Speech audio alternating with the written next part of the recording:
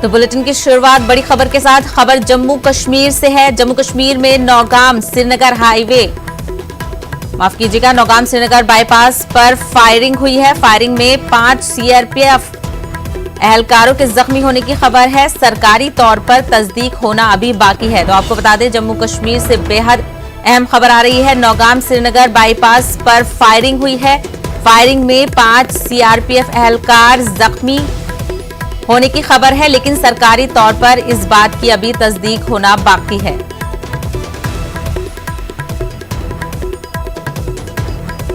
मजीद तफसीलात हासिल करेंगे हमारे नुमाइंदे परवेज से। परवेज, 5 सीआरपीएफ एहलकार के जख्मी होने की खबर है, लेकिन अभी तस्दीक होना बाकी है।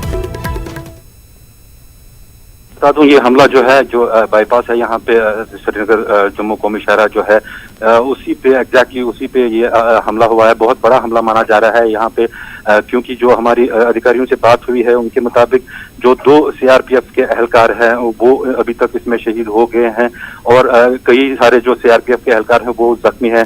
इस वजह से ये काफी बड़ा एक अपडेट इस टाइम माना जा रहा है कि जो कंफर्मेशन आ गई है सीआरपीएफ की एहलकारों की तरफ से कि 2 जो सीआरपीएफ के एहलकार हैं वो शहीद हो गए हैं इस हमले में, और कई सारे सीआरपीएफ के जो जवान हैं वो अभी जो अगर हम इलाके की बात करें तो इलाके को पूरी तरह से कॉर्डन ऑफ कर दिया गया है। पूरा ये जो सुनसान ये एरिया है हाईवे से सटा हुआ, जो बाईपास से सटा हुआ है, जहाँ से सिक्योरिटी फोर्सेस को लगा था कि मिलिटेंट आए होंगे, तो उस एरिया को कॉर्डन ऑफ कर दिया गया है और सर्च ऑपरेशंस पूरी तरह से जारी हैं। जो अभी तक जो इतलात मिल रही हैं उसके मुताबिक जो नंबर हैं वो अभी और बढ़ सकते हैं। ताहम अभी बताया जा रहा है कि अभी 2 सीआरपीएफ एहलकार जो हैं इसमें वो शहीद हुए हैं और कई सीआरपीएफ एहलकारों के जख्मी होने की खबर है। यहाँ पे आपको बता दूं कि जो एडिशनल फोर्सेस हैं उनको की तरफ रवाना कर दिया गया है और चांसेस ऐसे हैं कि जो मिलिटेंट्स हैं, 2 से 3 मिलिटेंट्स छुपे होने की आशंका है यहाँ पे, जिनका की कॉर्डन ऑफ कर दिया गया है, क्योंकि लगातार फायरिंग का सिलसिला वो इस टाइम भी जारी है। अभी भी फायरिंग का तबादला रुक रुक के वहाँ पे हो रहा है। तो ऐसा लग रहा है कि जो मिलिटेंट्स हैं वो ट्रैप हो चुके हैं, वो किसी स्पॉट पे उनको कॉर्डन ऑफ कर दिया गया है और वहां से जो है फायरिंग का तबादला अभी जारी है। जहाँ हाईवे के हवाले से अगर बात करें तो हाईवे को दोनों तरफ से जो है बंद कर दिया गया है, ना किसी को इस साइड से आने की इजाजत है, ना किसी को वहां जाने की इजाजत है। जो सीआरपीएफ और पुलिस के जो आला अफसरान हैं वो स्पॉट की तरफ यहाँ से चले गए। हम भी इस टाइम स्पॉट पे ही हैं और आगे का अपडेट जो है वो आपको बताते रहेंगे। बिल्कुल परवेज, बेहद शुक्रिया। तो 2 सीआरपीएफ के शहीद होने की तस्दीक हो गई है, बाकी की तफसीलात का अब इंतजार है। जी बिल्कुल, दो एहलकारों की शहीद होने की तस्दीक हो चुकी है। जो हमारी सीआरपीएफ के जो पीआरओ हैं यहाँ पे, उनसे जो बात हुई तो उनका ये कहना था कि जख्मियों का अभी वो एग्जैक्ट फिगर्स नहीं बता सकते हैं कि कितने जख्मी हुए होंगे इसमें। ताहम कंफर्मेशन आई है कि 2 सीआरपीएफ के जवान जो हैं वो शहीद हो गए हैं यहाँ पे। हालांकि बताया जाता है कि नंबर और भी बढ़ सकता है, लेकिन अभी फिलहाल हमारे पास सिर्फ 2 की कंफर्मेशन है। 2 सीआरपीएफ के जवान जो हैं वो शहीद हो गए हैं यहाँ पे। लगातार आपको बता दूं कि यहाँ पे पुलिस और ये सीआरपीएफ की जो गाड़ियां हैं वो लगातार यहाँ गश्त कर रही हैं और एडिशनल फोर्सेस को जो है वो स्पॉट की तरफ लिया जा रहा है। बताया जाता है कि एक बड़ा एनकाउंटर हो सकता है अगर मिलिटेंट भागने में फरार कामयाब नहीं हो पाए तो एक काफी बड़ा एनकाउंटर। तो जम्मू कश्मीर के बाईपास पर फायरिंग हुई है जिसमें 5 सीआरपीएफ जवानों के जख्मी होने की खबर है, जिसमें से 2 की तस्दीक हो गई है। जो 2 जवान हैं वो शहीद हो गए हैं। परवेज, बेहद शुक्रिया तफसीलात फराहम करने के लिए। एक और बड़ी खबर का रुख करते हैं। जंतर दिल्ली में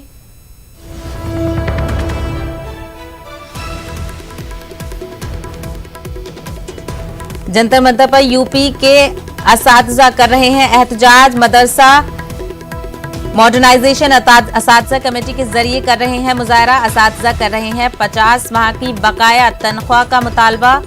माशी तंगी से मजबूर होकर ये असातिज़ा जंतर मंतर पहुंचे हैं। मरकजी हुकूमत से तनख्वाह का पैसा जारी करने का ये मुतालबा कर रहे हैं। यूपी हुकूमत के जरिए मिल रही रकम से हो रहा है गुजारा। तो आपको बता दें, दिल्ली के जंतर मंतर पर यूपी के असातिज़ा एहतजाज कर रहे हैं। मदरसा मॉडर्नाइजेशन असातिज़ा कमेटी के जरिए मुजाहरा कर रहे हैं। पोस्ट ग्रेजुएट टीचर को मिलते हैं रियासत से 3000 और मरकज से 12000। अंडर ग्रेजुएट टीचर्स को रियासत से 2000 और मरकज से 6000 रुपए मिलते हैं। तो अपनी तनख्वाह के हवाले से उत्तर प्रदेश के जो असातिज़ा है वो एहतजाज करने के लिए पहुंचे हैं, जिसमें वो चलिए मजीद तफसीलात हासिल करेंगे हमारे नुमाइंदे खुर्रम शहजाद से। खुर्रम, तनख्वाह को लेकर असातिज़ा जंतर मंतर पर पहुंचे हैं एहतजाज करने के लिए, क्या उनका मुतालबा है हुकूमत से? देखिए, मैं आपको सीधी तस्वीरें दिखाऊंगा। ये जंतर मंतर की तस्वीरें हैं।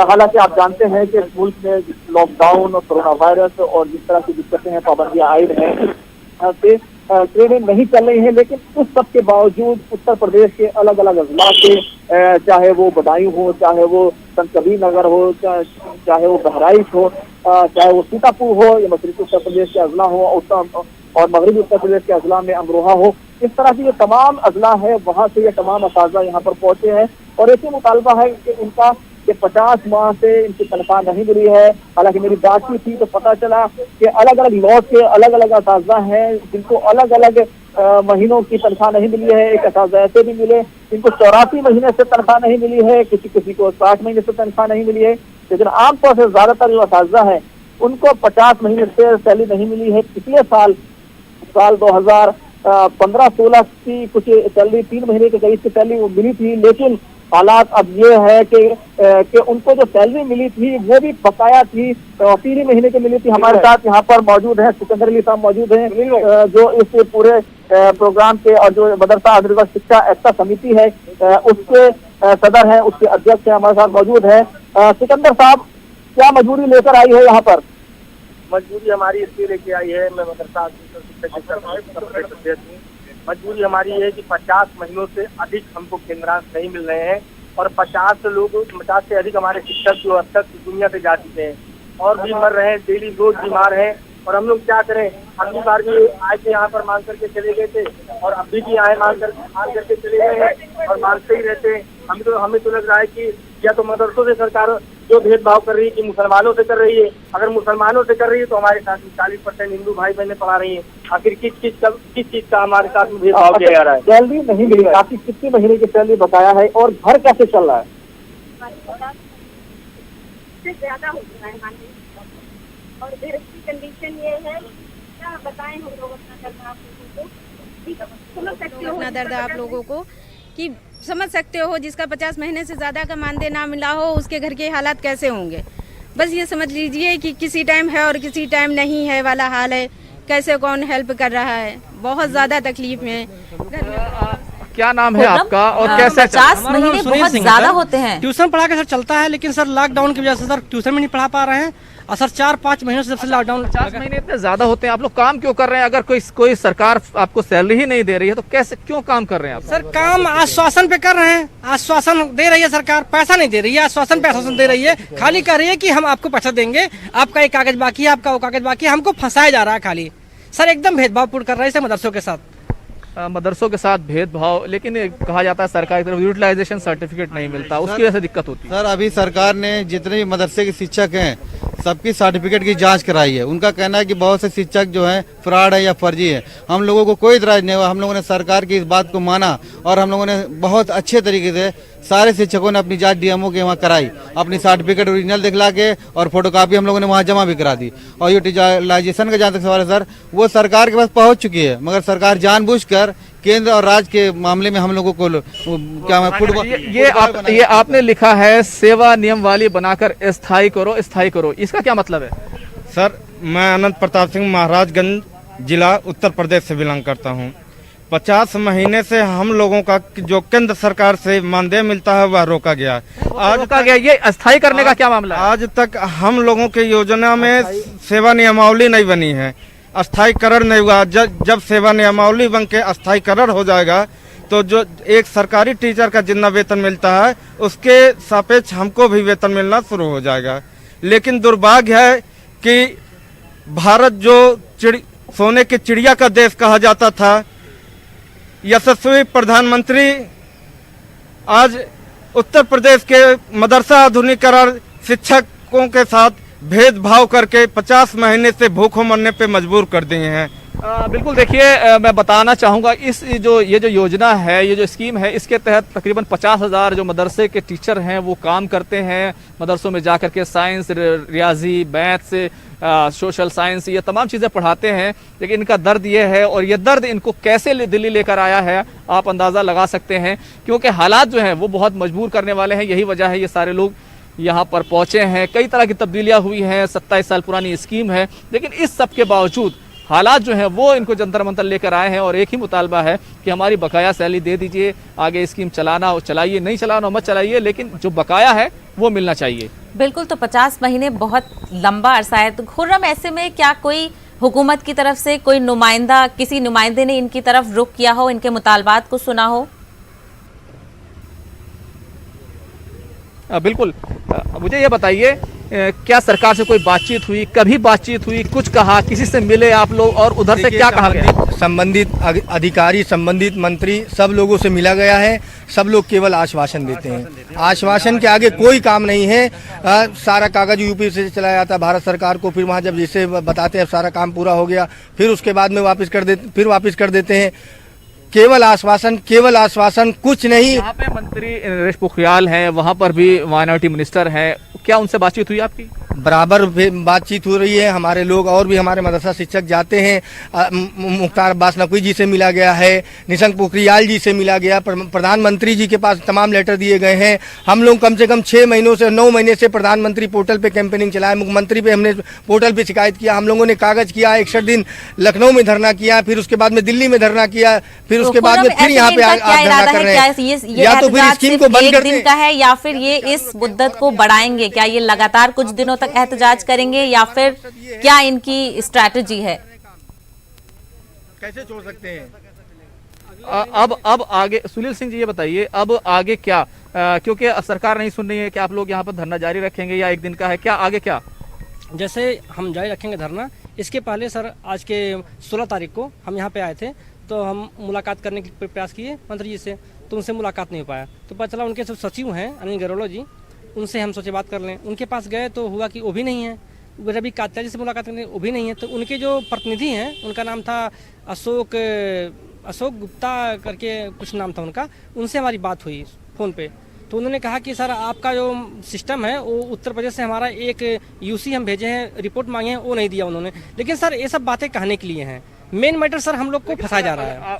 सरकार सुन नहीं रही है, कोई बात नहीं कर रहा, आप लोग बात कर रहे हैं, आश्वासन मिल रहा है, तो अब आगे आप लोग की क्या रणनीति है? सर हम लोग को सरकार हम सड़कों पर उतरेंगे सर। सरकार हमको एक चीज का पैसा नहीं दे सकती है। हम लोग को इच्छा मृत्यु का वरदान दे दे कि जाए आप लोग इच्छा मृत्यु कर लिए, सब लोग अपने भूखे पेट मर रहे हैं, वैसे ही मर जाएंगे।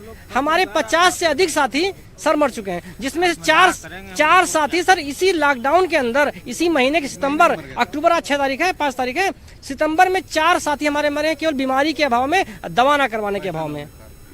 मतलब इतने ज्यादा हालात बुरे हो चुके हैं। मैं इंद्रजीत कुमार मदेसिया कुशीनगर जिला से आया हुआ हूँ, और सर इतने हालात हम लोग के खराब हो गए, पैसे नहीं है, जिसकी वजह से मैं आपको क्या बताऊं कि जो स्टूडेंट हमारे मदरसे में पढ़ते हैं, उस स्टूडेंट के घर यानी परचून की उसकी दुकान है, उसके वहाँ रह करके मुझे मजदूरी करना पड़ रहा है। तो मैं सरकार से यही चाहूँगा कि हम लोग का 50 माह का जो केंद्रांश बकाया हो वह जल्द से जल्द रिलीज करे और आगे इस सिस्टम को और सुदृढ़ करे और हम लोग मन लगा के इसमें और बढ़िया से पढ़ाई करें। तो देखा आपने कि यहाँ पर जो तमाम तरह के असाज़ा हैं और अलग अलग तरीके से काम चलाना पड़ रहा है।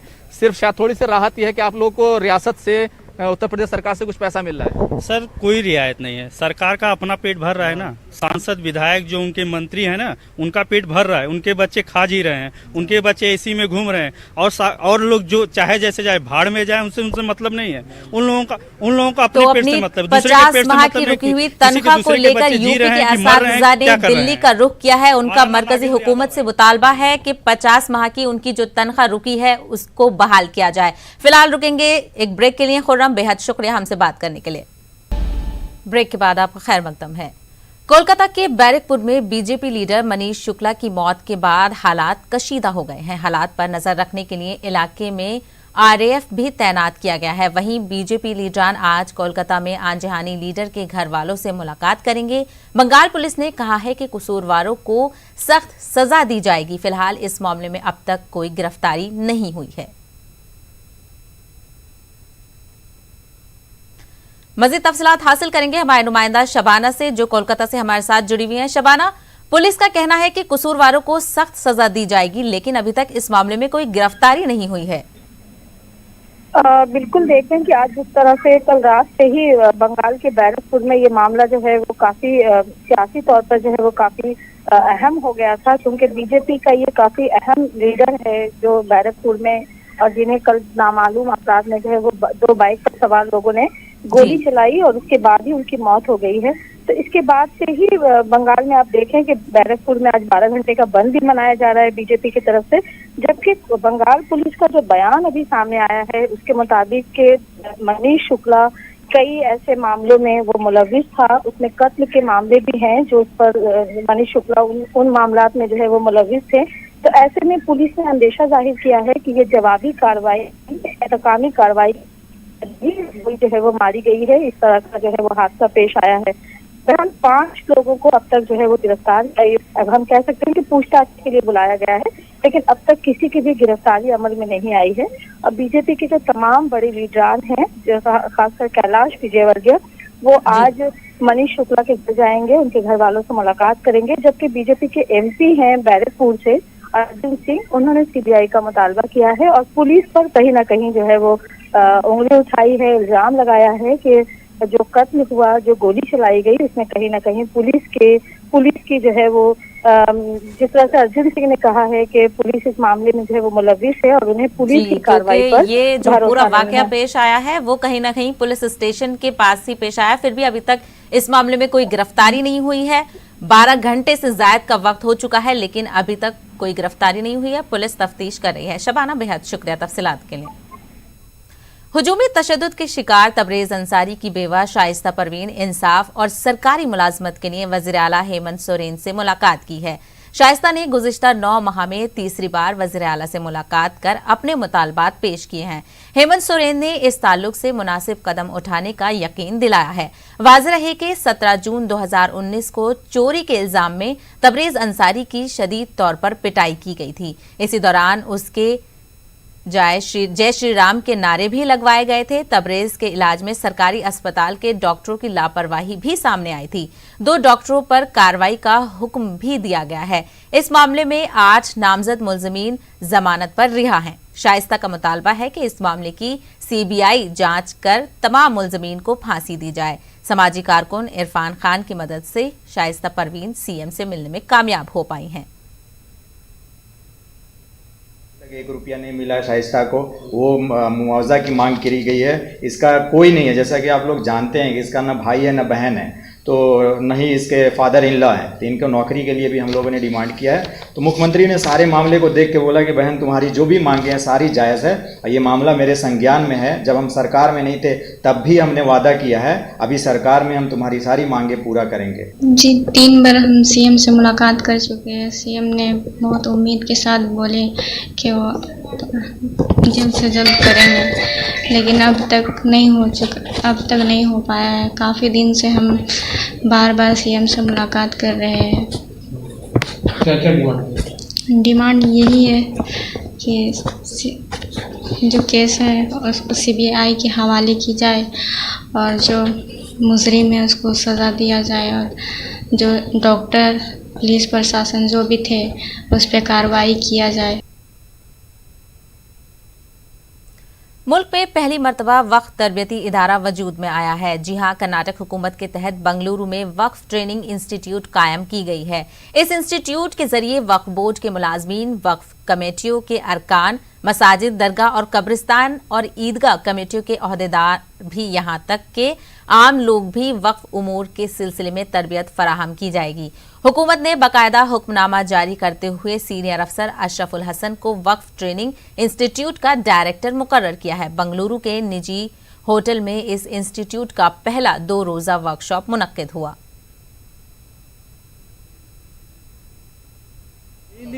रूटीन वर्क एडमिनिस्ट्रेशन हो या डेवलपमेंट हो, इसके लिए जो अहबाब इसमें काम करते हैं, शायद वो गवर्नमेंट सर्वेंट्स हो या वक्फ कमेटी के मेंबरान हो या मुतवल्लिया हो, इनको सब एक तरह के जो करना है या कुछ करने के इनके पास इंफॉर्मेशन है नहीं। तो ये सिलसिले में हुकूमत ने पहली बार एक वक्फ ट्रेनिंग इंस्टीट्यूट करके क़ायम किया, एक 15-20 दिन पहले। ऑर्डर्स, गवर्नमेंट ऑर्डर्स इशू हुए बाद ये मेरी खुशकिस्मती है कि मुझे पहला डायरेक्टर करके उस पर मुंतखब किए हैं।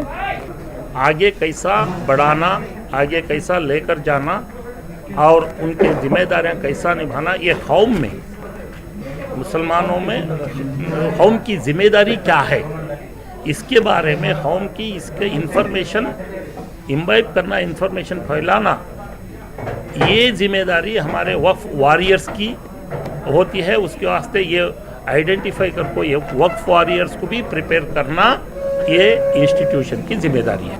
हर कोरोना कहर में माली खस्ताहाली का शिकार तलबा के तालीमी सिलसिले को जारी रखने के लिए Muslim education and career promotion society ने सभी क्लासेस के तलबा को मुफ्त किताबें फराहम करने का सिलसिला शुरू किया है।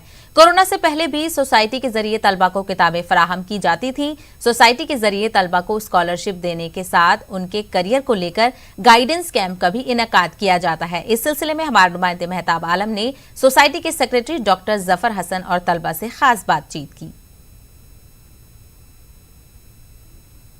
में अक़लियती तलबा बिलख़ुसूस मुस्लिम तलबा को तालीम के हुनर से आरास्ता करने के लिए 1985 में Muslim education and career promotion society का क़याम अमल में आया था। सोसाइटी ने बहुत तरक्की की। तरक्की के साथ साथ हम देख रहे हैं कि कोरोना कहर में जमात चीज़ें जो आगे बढ़ रही हैं और ऐसे वक्त में जहाँ पर तलबा के लिए तालीम मुश्किल हो रही है, यहाँ पर सोसाइटी ने तलबा को मुफ्त किताब फराहम करने का सिलसिला शुरू किया। इस पर हमारे साथ बातचीत करने के लिए सोसाइटी के सेक्रेटरी जो है डॉक्टर जफर हसन साहब मौजूद हैं। उनसे जाते हैं जफर साहब, ये ख्याल कहाँ आया कि इस तरह की चीज़ें तलबा को मुहैया की जाए? एक बार मेरी बच्ची जब एक कॉम्पिटिटिव एग्ज़ाम्स के लिए उसने मुझसे कहा कि मुझे कुछ सेकेंड हैंड बुक्स चाहिए और मैं उसको लेने गया, तो हमारे दफ्तर के पीछे ही एक बड़ा मार्केट है जहाँ सेकेंड हैंड बुक्स मिलती हैं। तो मैंने अंदाज़ा ये लगाया कि 100 रुपये की किताब 60 और 70 रुपये में मिली। तो वहीं से मेरे जहन में ये ख्याल आया कि क्योंकि मैं तो ख़रीद सकता हूँ अल्हम्दुलिल्लाह, लेकिन कितने बच्चे ऐसे होंगे जो सेकेंड हैंड किताबों से मुस्तफ़ीद हो सकते हैं, लेकिन उनको पैसे की किल्लत की वजह से वो भी मैसर नहीं होगा। और आम तौर से ये देखा जाता है कि जब हमारे बच्चे हमारे घरों में तालीम हासिल कर चुके होते हैं तो वो कुछ दिन तो हमारे घरों में रखी रहती हैं, वरना वो कबाड़ी वाला आता है और जिस दिन घर की किसी खातून को सफाई का जज्बा ज़ोर पकड़ता है तो वो उठा के पूरी की पूरी किताबें उनको तोल में दे देते हैं। वहीं से मेरे ख्याल जहन में ये बात आई कि क्यों ना मैं पुरानी किताबें अपने इदारे में जमा करूं, और इस तरह के जो बच्चे हैं जो बेचारे फ़ीस अदा नहीं कर सकते, तो किताबें लेना उनके लिए कितना मुश्किल होता होगा, तो ये किताबें उनको मुहैया कराई जाएँ। बच्चे फ़ीस नहीं जमा कर पा रहे, ऐसे में जो है कोरोना कहर में ये जो है आपकी जो हेल्प है ये कितनी कारगर साबित है? लॉकडाउन से जो नुकसानात हुए और ख़ास तौर से लोअर क्लास और लोअर मिडिल क्लास भी इससे बेपनाह मुतासिर हुआ है, उनके लिए फ़ीसें जमा करना और किताबें ख़रीदना एक बहुत बड़ा मसला है। पेरेंट्स से कि आपके बच्चे जो कोर्सेज़ कर चुके हैं उन कोर्सेज़ की किताबें हमारे यहाँ दे दें, क्योंकि हर साल कुछ गरीब तलबा आते थे, लेकिन हम देख रहे हैं कि इस बार जो एक दूसरा क्लास है जो गरीब से थोड़ा सा ऊपर की सतह का क्लास है वो भी बहुत परेशान है, और उनके लिए किताबें एक बहुत बड़ी नेमत इस वक्त साबित होगी। और ये हिंदुस्तान में शायद पहली लाइब्रेरी या बुक बैंक ऐसी होगी जिसका ये मुनफरिद अंदाज़ है कि वो बच्चे को ऑनरशिप का कंसेप्ट देती है। यानी यहाँ से हमारे यहाँ जो बच्चा किताब लेके जा रहा है हम उसकी पूरी डिटेल नोट करते हैं, लेकिन हम उससे ये कहते हैं कि अब आज से इस किताब के मालिक आप हैं। आप देखिए कि जो है कोई भी मौजूद आप उठा के देखें, चाहे इंग्लिश हो, चाहे साइंस हो, केमिस्ट्री हो, बॉटनी हो, बायोलॉजी हो, हर तरह की किताबें यहाँ पर रखी हुई हैं। आप जो है मेडिकल साइंस पढ़ना चाहते, जो भी किताब लेना चाहते हैं, आपको हर तरह की किताब मुफ्त मिलेगी। और यहाँ पे देखिए ब्रिटानिका भी जो रखी हुई है, दूसरी किताबें भी रखी हुई है। यहाँ पर जो तलबा जिस इस्तेफादा कर रहे हैं, यहाँ पे एक बच्ची भी मौजूद है, उससे जानते हैं। जो बहुत अच्छी लगी, जिस तरीके से हमारी हेल्प हो रही है बहुत अच्छी बात है, क्योंकि जैसा भी डॉक्टर साहब ने बोला कि बहुत से लोग होते हैं पढ़ने की लगन में बहुत ज़्यादा होती है, पर उनके पास पैसे नहीं होते हैं कि वो मतलब इतनी महंगी महंगी बुक्स खरीद पाएँ। तो ये बहुत अच्छी बात है, इस तरीके से हमारी हेल्प हो रही है, तो ये मुझे बहुत अच्छा लगा। मैंने भी यहाँ से बुक्स ली हैं। कोरोना की जब हम बात करते हैं तो तमाम लोगों की जो है अच्छे लोगों की मईशत तबाह होगी, और ऐसे में पढ़ाई का जो पढ़ने के ख्वाब है वो जिस तरह से चकनाचूर हो रहा है, ऐसे में अगर हम देख रहे हैं कि अगर मिके की हम बात करते हैं तो उसका कदम जो है, हालांकि एक कदम 5 साल पहले उठाया गया था, लेकिन इस वक्त उसकी जो इनफरादियत और इफादियत और अहमियत नज़र आ रही है वो पहले से कहीं ज़्यादा बढ़ गई है। कैमरामैन उबैद खान के साथ मेहताब आलम, न्यूज़ 18 भोपाल। खबरों में फिलहाल इतना ही। मजीद ताज़ा अपडेट्स के लिए आप लॉग इन कर सकते हैं हमारी वेबसाइट news18urdu.com पर। मुझे दीजिए इजाजत। आदाब।